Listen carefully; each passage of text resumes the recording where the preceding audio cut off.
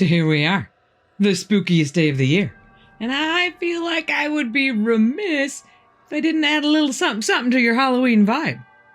Did you know that Halloween's roots twist back to the ancient Celtic festival of Samhain around 2,000 years ago, when Druids in Ireland and Britain marked the end of harvest and the start of the darker winter season? They believe spirits roam freer through the entire winter season, but even more so on this one particular night. They light bonfires to ward off the spirits, and people disguise themselves as ghouls to blend in and not be noticed by the invading phantoms.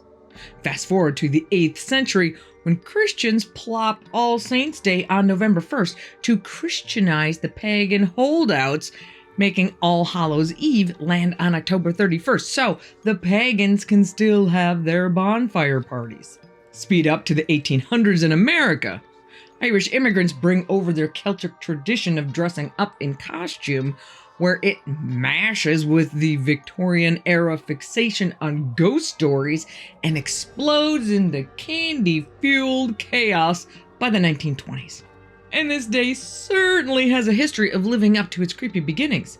Starting somewhere around the 16th or 17th century, we have the legend of the Sunken Bells of Thirlmere, where a bride in the Cumbria area of northern England is drowned the night before her wedding day by either her fiancé or a rival suitor.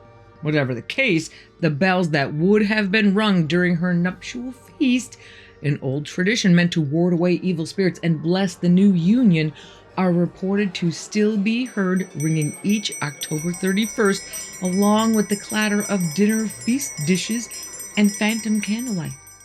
Then there's the Headless Horseman of Crebilly, a legend dating back to the 19th century in Northern Ireland.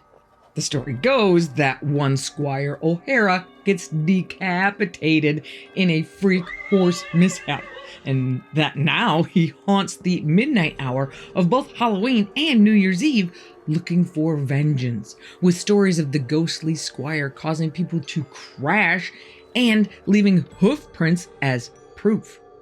On a more historical note, October 31st of 1837 is the day the Monmouth steamship, an overloaded boat carrying Native Americans during the Trail of Tears, collides with another boat on the Mississippi, drowning 200 to 300 people in the cold water. I'm sure that probably birthed an angry spirit or two. This is also the day when, in 1926, Harry Houdini dies of complications from an appendicitis. And despite a $10,000 reward offered by his wife Bess, try as she might, she was never able to contact her beloved Harry from the other side.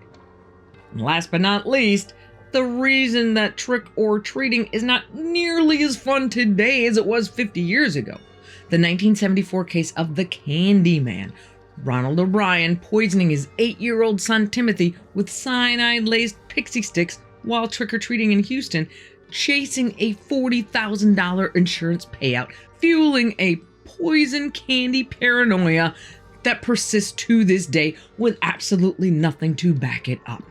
But that little tour through Halloween history brings us up to today, where I would love to take this opportunity from all of us here at the InBetween to wish you a happy and freaky Halloween.